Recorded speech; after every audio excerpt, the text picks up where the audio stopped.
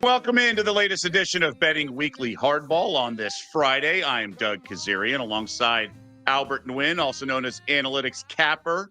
Light day in baseball yesterday, but we have the entire MLB in action today. 15 games, and it gets going in 15 minutes on the north side of Chicago. A little afternoon baseball at Wrigley Field. All is right in the world, if that is the case. We'll get into that. But Albert, good to be with you again, man.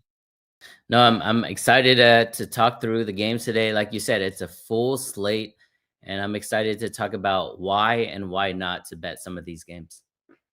Some interesting matchups. The biggest high-profile one, which will also be Sunday Night Baseball, is Yankees hosting the Dodgers, a rematch of last year's World Series, and obviously the highest payrolls, the marquee franchises. So a lot going on in that game. But let's start at Wrigley Field, and I think it's a really interesting matchup because you have a home team that's much better on the season in the Cubs, and they are favored $1.65 or 75, I should say, the comeback plus 145 over under of 9. But a pitching matchup that distinctly favors the Reds. And we also saw these teams and these pitchers face one another. And Andrew Abbott, who's been outstanding for Cincinnati, did pitch well against the Cubs in his last outing. Last Saturday, 1 earned in 5 2/3, giving up just 8 base runners. And he got the win, and he proved a 4-0. His ERA is under 2. This is not a fluke.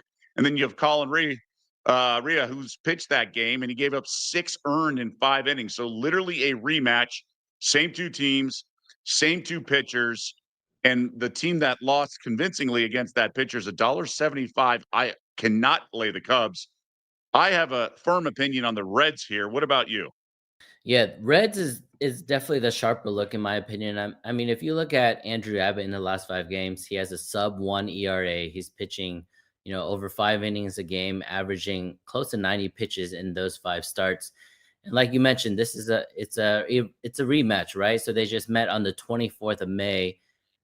He gave up 1 earned run, only 2 walks. He was very, very, tight and clean for that inning or for that outing. So it's hard for me to bet against them. But the thing with the Cincinnati Reds, and this, Doug, all season long is their run production, right? They've only averaged, I think, 4.7 runs per 9 innings versus, below league average. It's hard to back a team that can't manufacture hits. So this could be one of those.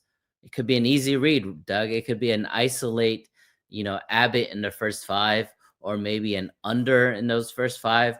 I don't know. What are your thoughts there for this game? So I talked about it yesterday with Mackenzie Gore and the Nats, and I figured, and I explained it, and obviously we got lucky, but I mentioned the alternate run line. If you use the sliding scale on the Bet Rivers app, you can adjust the run line all the way the other way. And in this case, Reds run line -1.5 is plus 220.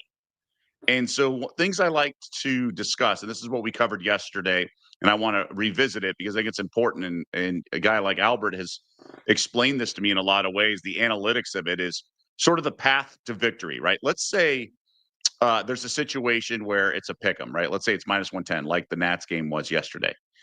And the betting odds suggest it's a 50-50 game, but that doesn't mean it's a 50-50 game of a team to win by 1 run. It's sort of like feast or famine. So with Abbott pitching, if he's on, I think the Reds can kind of win this convincingly like Saturday. Their only way to win is if Abbott pitches great. So if I'm going to bet the Reds at plus 145, I'd rather lay 1.5 at plus 220 because I think it's got to be Abbott on point. I mean, yes, there is a scenario where they win by 1 run, but you have the road team. So if it goes extras like the Nats game did, then you can cover that more easily if you have the home team. The Cubs lineup's obviously formidable, much better than the Reds lineup, but I think the pitching matchup really favors Cincinnati. So if they're going to get the offense going, I think it's going to be some crooked numbers. So I would look to the -1.5 plus 220 here in a different scenario because I think it's a feast or famine game in terms of how much they win by versus loss. And that's why I like that more than the, let's say plus 145.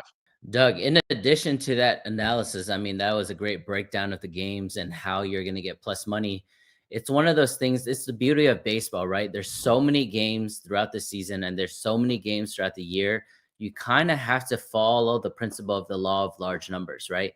You can't change your strategy or analysis from game to game in terms of how you bet from an overall principle. Obviously, depending on matchups, depending on pitching, depending on injuries and lineups, that's going to change how you read the game.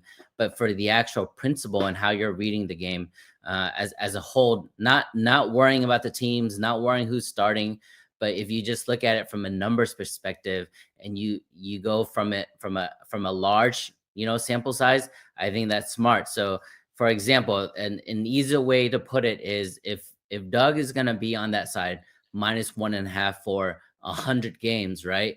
And you take a step back, a 10,000-foot view, and you look at, was he profitable in those 10,000 games? I think he would be, right? Because it's going to be dependent on how often you're going to win that plus money opportunity, and that's really important. And I would even consider an alternate run line in the first five. You mentioned that a second ago about isolating the pitching matchup, and I've talked about it all week. I think like every bet I had all week was a first five situation because I was isolating the superior starter. Now it's not as lucrative as plus 220, but an alternate run line at minus a half is plus 155. I don't know if that's the right value. I mean, considering plus a half is minus 120. So I feel like I need more on the alternate run line, the plus 220. So if I'm doing a half unit, I would do a half of that at minus 1.5 plus 225. So a quarter unit on that.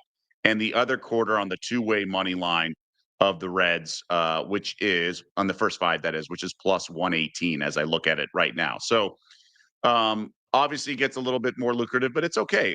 And I talked about it. When you want to do alternate run lines, and let's say you throw in a parlay, I would do 80% of what you were ever going to do on the parlay with all the legs, the sort of the conventional way. And then you can go for the home run a little bit on the 20% with the alternate run lines if you think there's a way. But I like and this Reds team. I mean, the Rockies have skewed all our thoughts, I swear, on underdogs. Aside from the Rockies, it's the old baseball adage, a third of the teams sorry, the bad teams are going to win a third of their games. The good teams are still going to lose a third of their games. Reds are actually not as bad as you would think. They have a positive run differential by 32, by the way. That's pretty rare. Yeah. Yes, they're in place, but they're only a game under 500. It's a pretty tight NL Central. So with Abbott on the mound and things like that, this is where the Reds are at their best. And the offense, if they see this pitcher well, like they did last Saturday, they can get to him. So I want to do a quarter unit on first five plus 118 on the Reds, and then another quarter unit on the reverse run line for the game, -1.5, plus 220. Yeah, I like that a lot, Doug. Because if you look at the Reds, I mean, they're just a mediocre team from a record standpoint through and through, right? They're basically 500 for the season. If you look at their last 10 games, they're basically 5-5, so another 500. Whether you're looking at the whole season or a short sample size, they go through these spiels where they win and lose, win and lose. So it's a good opportunity if you're on the right side to find these opportunities. And it's one of those value plays where Doug mentioned, if you're going to be on the dog in this case, if you can get minus a run and a half or minus 2.5 runs, I think you're going to be sitting pretty when you look at the whole season as a whole. Right. Individually, it is what it is, but you're right. Like you just got to keep the grind, especially in the first half of the baseball season. So that game starts in a little over 5 minutes at Wrigley Field. We are a proper country now with some afternoon baseball at Wrigley Field as the calendar approaches June. So I'll make those official plays a quarter of a unit on each of those. And before we get to the rest of the card, I definitely want to encourage everyone to get involved in the conversation or comment section. The co-host today, it's Albert, but any co-host will join in and answer questions, offer games you like. Please join us in the comment section. So we encourage that across the board. And it's also, we encourage you to check out our newsletter at bettingweeklystudios.com. That's how you sign up. It's tons of great access, links to all these podcasts on the Bet Rivers Network. We also have previews for soccer and the French Open for tennis as that tournament continues to go on. Great breakdowns, all the odds from Bet Rivers. It really is an elaborate and informative newsletter, and the guys are doing great with their picks too. So, if you're stateside like I am and don't really no tennis as well. They're good to lean into, and I've encouraged some friends to do that. And we also want to encourage you to tear into the action with Bet Rivers prop packs. Place a same game parlay of at least $10 on any MLB game to receive a prop pack, which can win you boosts and bonus credits. If the target score on your prop pack card hits during the game, you win the prize indicated on the card. Just head to the Bet Rivers app now to tear into the action. And there certainly will be action tonight in the Bronx, and that's what I want to get into. The marquee series of the weekend. This is nationally televised on Apple TV, by the way, so it's a little bit late for you East Coasters, as this game is in Chavez Ravine. So I misspoke. I said the Bronx is actually in LA at Dodger Stadium. So LA is hosting the Yanks, and quite the interesting pitching matchup. Max Fried goes for the Yanks, and he's been outstanding. 1.29 ERA. I mean, just microscopic. He's an LA native, actually, and he's allowed 2 earned or less in all 11 starts. So he hasn't even had a bad outing. And that's why the Yankees are road chalk against the Dodgers, who are the World Series favorites. But the pitching matchup distinctly favors the Yanks with Max Fried on the bump. Now, Tony Gonsolin goes for LA. He's been touched up a little bit. Each of his last 2 starts, he's allowed 4 earned. And Albert, this is where I lean into sort of your modeling. And I always appreciate, because I know you kind of prioritize and weight sort of recent performances, not that you ignore the entire season or even previous seasons for the sample size, but how are you approaching this game with the Yanks as road chalk? Doug, I've been waiting for this all season long. The Dogs is the Dodgers. The Dodgers are finally the dogs heading into the series. They might be the underdog at every single game, even though they're at home. The Yankees have been on fire. They've won 9 of their last 10, and Doug laid it out perfectly. Max Fried has been on fire, absolutely great, averaging basically 7 innings an outing. He's close to about 95 pitches per outing. So he's been wonderful. The Yankees. The thing about that is, I think 3 of those last 5 starts have been in Yankee Stadium, which we all know is a hitter's ballpark. So that's extra impressive in what he's showing. With that said, though, if you look at their last 10 games, right, they've won 9 of those. Hottest team in baseball right now. It's not like they've lit the bats on fire, right? They've averaged basically 1, 3, 5, 1, 4, and 5, runs for those streak. They did have a 13-1 win against the Colorado Rockies a week ago, but I mean, that's 1 in their last 10 games where they had more than 5 runs. So this is a very interesting series, if you will, not only tonight, but the series as a whole, because the Dodgers, as we all know, this is a lineup that is not the Angels. This is not the Rockies. This is not the Rangers.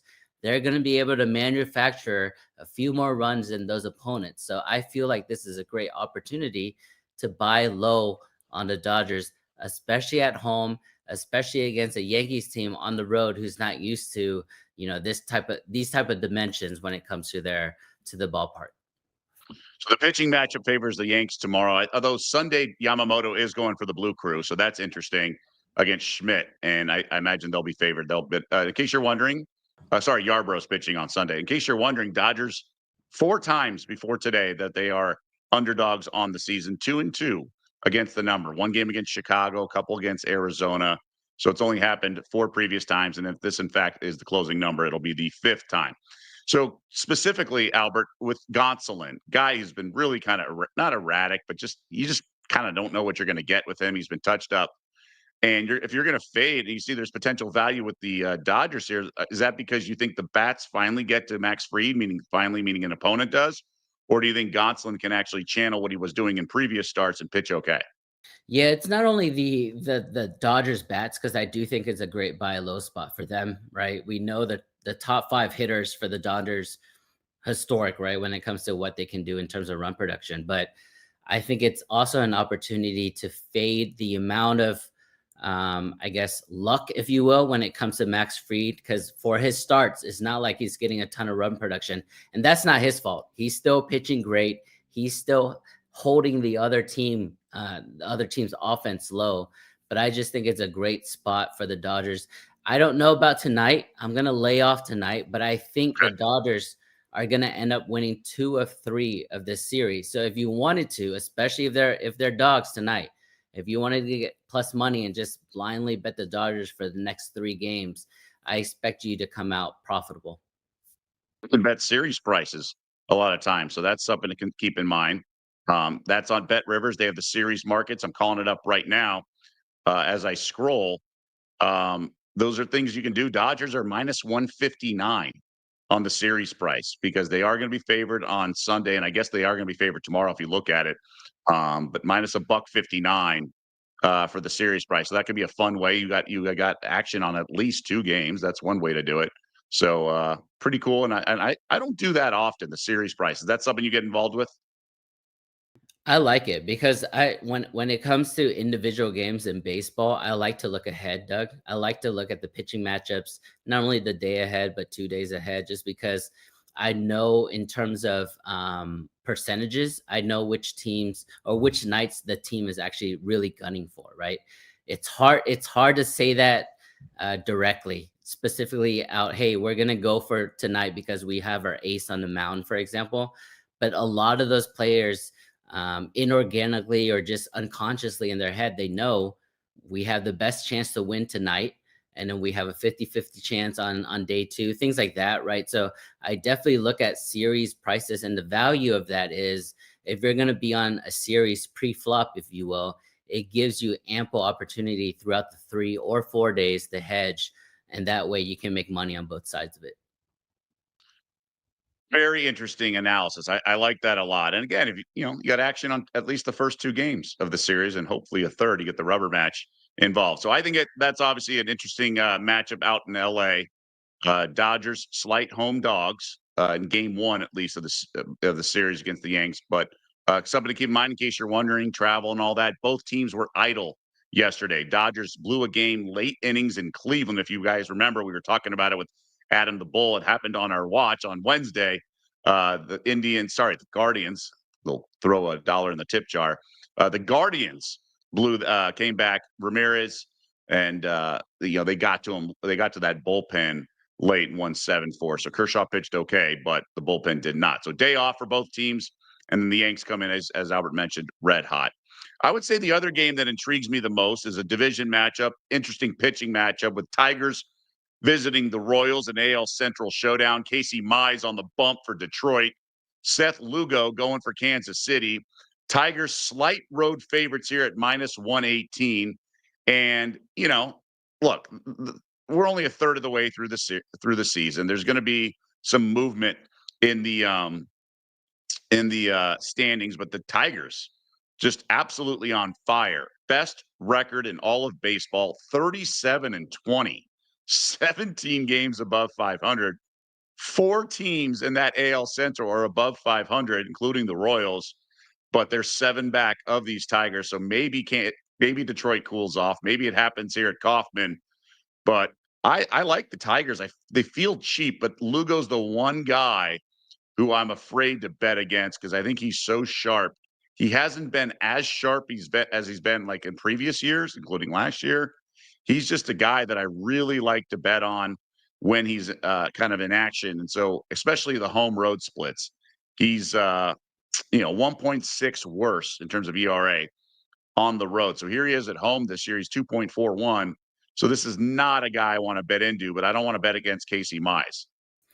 Yeah, this is interesting because we talked about the Kansas City Royals a couple weeks ago. This is a team I love to back because they take every single regular season game, even though there's 162 games, they take each of those very, very seriously. They're trying to win, and it comes from their top, right, from their veterans all the way through the young players.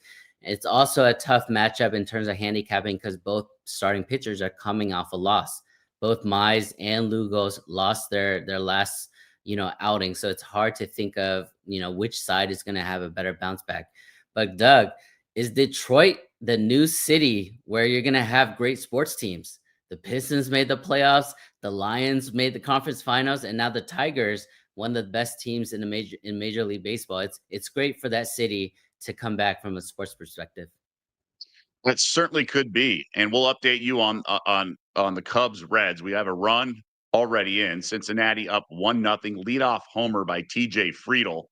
So that's always good when you got action on the dog and you score first. The next batter double, so runner in scoring position with one out now.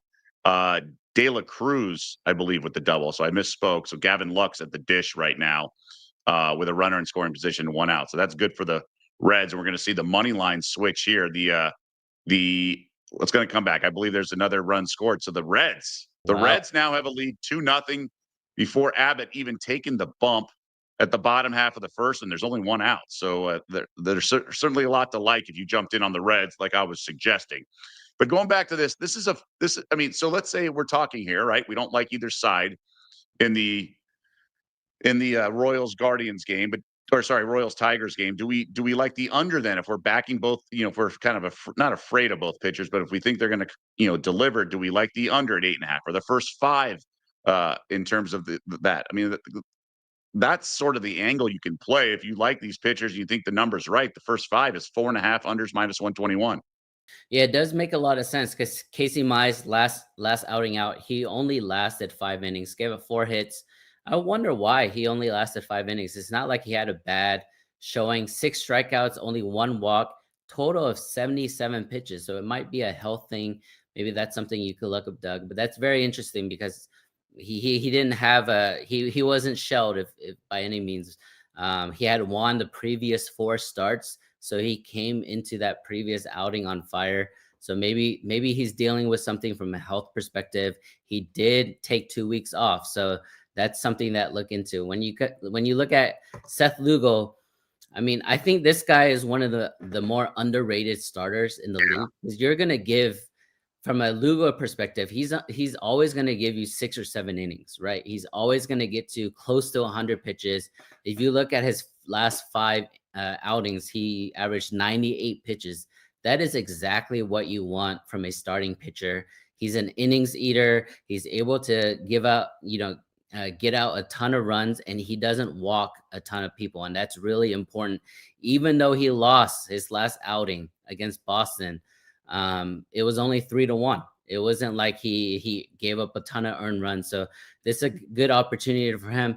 But this is also Seth Lugo coming off a couple weeks off, Doug. So both guys, coming off a couple weeks. So we don't know if there's rust involved. We don't know if they can go the entire time. So I don't know if I could do the first 5 just because of just looking at their game log and how much time they've been off. But it does make sense because these are 2 very quality starting pitchers. Yeah, he had a finger injury, so he's back, and I love his splits at home. So if I had to play it, and I don't, and that's the beauty of being the better, not the house, I would play the first 5 under 4.5. But there's no need. Too many moving parts, too many variables, too many unknowns. And I know variables are part of every sort of baseball card, but there's just no need. I think the price is right. I understand why the Tigers are road chalk, but not too heavy of chalk. So I can get behind that for sure. Trends. I want to get into some trends, and we have 2 games that stand out to me, particularly now. It's it was weird yesterday. The Rockies were off. We didn't talk about Colorado because we talk about them every day. Because man, they are something else. 9-47, 9-47. They still have not reached double-digit wins yet, and in their last 25 games, they're 3-22. And of those 22 losses, they have had 17 by at least 2 runs. So that means covering the run line for the opposition. But they've only lost by 1 run each of the last 2 games. So that run line automatic square has not been a thing of late. But now they go face the Mets, who are one of the better teams in all of baseball, and they're a sizable favorite here at Citi Field at minus 335. No relief in sight for this Colorado team. They are bad, and it is what it is, right? But I do think the market's caught up. I've been saying that all week, and you're starting to see the money lines in the 300s. Kyle Freeland going for Colorado, and he's nothing to write home about. He's been a gas can in so many ways. Did pitch well against Philly 2 starts ago, but the Yankees touched him up. He's just not good. It's too bad because when he came up, he's a Denver product or Colorado native. And it was nice that he was pitching for his hometown team, pitched well, but it wasn't getting it done. But here they are in Queens, and I like David Peterson a lot. So if I were to play this game, and I'm not there yet, but if I were to play it, I would play Mets on the first 5 run line, meaning a half a run. What about yourself? If I play this, and I think I'm going to make it official play, Doug. This is going to be my only official play for our show tonight. I like the Mets on the run line. So depending on what you can get at, Yep. I think coming off a loss, they did lose 2 nights ago against the Chicago White Sox, who's not great themselves. But I think the Mets just coming to Colorado is kind of the perfect recipe for an offense that has somewhat been disappointed, right? We all know about Juan Soto and how he hasn't been getting hits, and there's talk about him not being super focused or super, locked in. But I mean, the both of us can agree he's still a top, I don't know, top 3, top 4 Sure. player in this league. He's unbelievable from a talent standpoint. And you fast forward 3 days. If they get 3 days in Colorado in that elevation against terrible pitching, against a terrible team, and he goes, I don't know, 4 home runs in those 3 days, no one's going to talk about, this really slow start. So I like the Mets here because it's an opportunity not only to get the win, but for their offense to get back on track. They have a ton of talent. They have one of the highest payrolls in the league, and they've been somewhat disappointing, only averaging 4.4 runs per 9 innings, which is below average in this league. Hopefully, they can get back to it. And I think, again, this is one of those spots where we look at basketball and football and other sports. We see potential get right spots, and I think this is a get right spot for the Mets offense facing a terrible pitcher, facing a terrible team. Kyle Freeland is 1-4 in the last 5 starts with a 6 ERA. It would be much higher than that if they left him out there. He's only averaging sub 5 innings. So I think this is a good opportunity for the Mets to make some noise offensively. All right. So first official play for Albert. Mets on the run line for the game, -1.5, -143. So he thinks the Yep. Mets bats wake up against Kyle Freeland in Colorado. We were talking about a series price earlier for Dodgers Yanks. In case you were wondering, series price -910 at Bet Rivers, in case you want to get involved with Mets Rockies, which could be a fun sort of sweat. Could be. I don't believe the Rockies have won a series all year, so that's worth mentioning that series price. I'm going to have my second official play. I'm going to do the first 5 run line. I just think it's a really advantageous thing, given the Mets lineup, given the pitching advantage of Peterson. I'm going to go first 5 3-way lines. So like soccer, you have to have the lead or -0.5, whichever way you want to articulate it.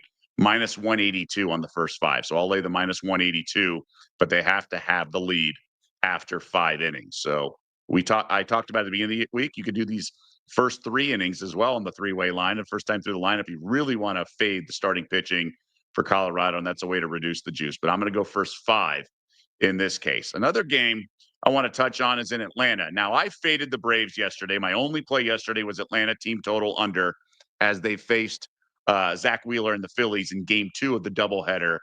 And about an hour after our show, I saw the massive steam coming in on the Braves behind Chris Sale, and Zach Wheeler at home closed as an underdog, and I knew I was on the wrong side. And it was scoreless through 3. I believe he gave up a 4 spot in the 4th, and the Braves bats woke up and won going away. So I don't know what the heck was out there in the atmosphere in the universe, and if there was an injury Wheeler was nursing, we'll get to the bottom of that, but that certainly stung. So that was the only bet I lost.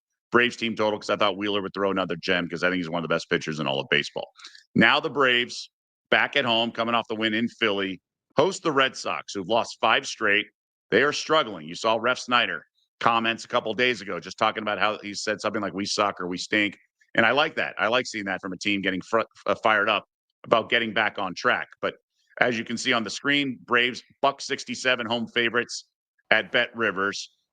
But Lucas Giolito on the bump for Boston. Now, he's been sort of a gas can at home with the Green Monster and left at Fenway, but on the road, an ERA under 3. Now, it's just 2 starts, but Giolito's splits certainly favor pitching on the road. And that's why, for me, it's hard to back a team that's lost 5 straight. So I'll pass.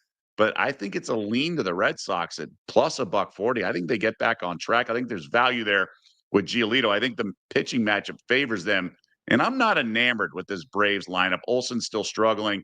I don't love this Braves lineup. Yeah, I would agree with that point. I don't love the Braves lineup. I think it's more reputation and name than anything at this point. And maybe they're going to turn around later in the season, but I think they are overrated from a hitting standpoint. But Doug, I will push back on the Red Sox having value today. I know they're plus 140. I know when you see plus money, it seems like there's value, but Giolito just hasn't been Giolito just hasn't been great in terms of consistency, right? If you look at his game log in his last 5 starts, it's basically quality start, shelled, quality start, shelled, quality start, shelled. And that's whether he's at home or on the road. It doesn't matter. And he's coming off a great outing here, even though they lost. They played the Orioles, who I was lucky on the Orioles on that game about a week ago, 6 nights ago. But he ended up a great outing. 7 innings, 99 pitches, 6 strikeouts, Doug, 0 earned runs, two walks. He was phenomenal. That was a vintage Giolito performance, right? I don't expect that to happen again back to back outings. He's just been struggling with consistency all season long. So I'm gonna lay off of that. I'm not gonna be on the Red Sox. I kind of like the over. I think there's a little value on the over because just as you mentioned, I think the Braves lineup has been underrated, more name and reputation than anything. But this is a good opportunity for them to face a Giolito hitter or pitcher that kind of guides the ball. And I think it's very obvious when he's not finding his pitches, he guides the ball in, tries to get strikes. And I think that the Braves hitters are going to take advantage of that. And we all know from a Friday night perspective, home teams generally like to win on Friday nights. It's been a old school adage in the last 6 or 7 years. Home teams on Friday nights do a little better than any other night, and I think we'll see that true tonight against the Boston Red Sox and Atlanta Braves. So he raised up a good couple of points that I'm glad because I wanted to ask you about him. So I mentioned the splits for Giolito, home and road, but they only had a couple starts for each. So, and we it's important for people to understand, especially in baseball, is when you have trends and it's home versus road, it's not like a chemistry experiment where you only switched one thing, like the venue. There were so many other moving parts in those two games, whether it's the opposing team, day or night. Like there's all these other variables, and it's just really hard when you have like 7 different variables, and you can't just blindly attribute it to one thing like home and road. Now, maybe it is something as simple as he doesn't like pitching at Fenway, but he's coming off a gem, as Albert alluded to, that was also at Fenway Park. And sometimes it's just the randomness of baseball, and it has nothing to do with home road. But I at least wanted to mention it and share our thought process when presented with a situation like this. So it sounds like your macro take is that he's just very inconsistent, and you're not necessarily putting all the stock in the fact that he's on the road here and let's pump the brakes. See, for me, Braves avoided a 4-game sweep. They got the win yesterday. They did have a doubleheader yesterday and travel. So I would say that's a strike in their, in their negative column, so to speak. I feel like the Red Sox have turned the corner a little bit. They're not just completely getting blown out. So I feel it's a good bet on spot, but like I would get involved if it were plus 170, but plus 140, I have to pass. Yeah, here's a couple of trends, right? In their last 8 home games, and I talk about Friday night home teams, the Braves are actually 7-1 on the run line in their first 5 innings. So they usually get out to a hot start at home, especially in their last 8 games. It's their bullpen that gets them in trouble. But the thing is, the Red Sox don't have the hitters to take advantage of that bad bullpen, right? If you look at the Red Sox, bigger sample size here, in the last 47 games, their team total has hit 30 of those 47 times. So 30 and 17 on the team total under. That's them in terms of not being able to manufacture multiple hits in a series or in an inning, not being able to get multiple and consecutive hits in an inning. I think that all counts. It's important because when we look at the hitters specifically, we know Devers has been on fire in the last couple of weeks. We know they have other great talent around Devers, but it's about stringing consecutive hits together. We haven't seen a Boston Red Sox team do it throughout the year. We just saw the stat, right? 30 and 17 on the team total under for the last 47 games. One final game I want to discuss on our way out, Albert, and it's a game we've already touched on. It's going on right now on the north side of Chicago at Wrigley Field. They're through the first inning. Reds have a 2-0 lead. Andrew Abbott did give up a walk to Kyle Tucker, but got the other three batters to get out, and so the Reds now minus 200 on the money line. So they went from plus money to minus 200, and the reverse run line, I talked about it, plus 225 is now minus 114 in favor of Cincinnati. So obviously you can, what we call a scalp or arbitrage that, and just take guaranteed money and abort and take the plus 1.5. But I think we're on the right side here with the Reds. I like my position, especially in the first five.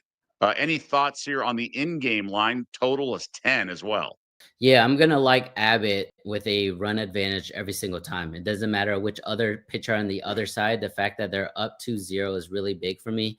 The most important thing, and you mentioned giving up a walk to Kyle Tucker, is before Crow Armstrong, right? PCA, who's been having an unbelievable season so far. You need to get those guys out. Suzuki, Kelly, Ian Happ, and aforementioned, Kyle Tucker. You need to get PCA up there without any guys on the base paths, because he's been so clutch, being able to hit with guys and with runners in scoring position. If I give up a solo home run, it's not a big deal for me because I'm already up 2. I just need to make sure I get those first 4 guys out, because I'm worried when Crow Armstrong is up there and he has people on the base paths. It's a great point. He's going to lead off the second inning when the Cubs do bat. He bats 5th in the lineup, currently tied for 4th in terms of shortest odds in the NL MVP race at plus 1,200 at Bet Rivers. So he's having himself a season. So that's going to do it for us.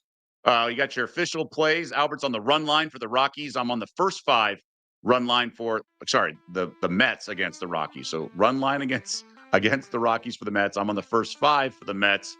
And then I also played the Reds game in that first 5, and also game reverse line that we discussed earlier that is underway and off to a nice start in Chicago, 2-0 Cincinnati. Just a reminder, we are every weekday, 2 p.m. Eastern, 11 a.m. Pacific, right here, part of the Bet Rivers Network under the Betting Weekly umbrella. We also have a brand new show we launched on the same day, Betting Weekly Fast Break. That's top of the hour. Professional bettor Chris Massero will be joining me. We're going to break down the Eastern Conference Finals as the Knicks staved off elimination. That's Game 6 tomorrow night. We'll get into that. Also look ahead to the NBA Finals with the Thunder awaiting the winner from the East, and also some WNBA. We have 5 games tonight. Albert was great in the last show. He had the Knicks first half. That got there in rocking chair fashion.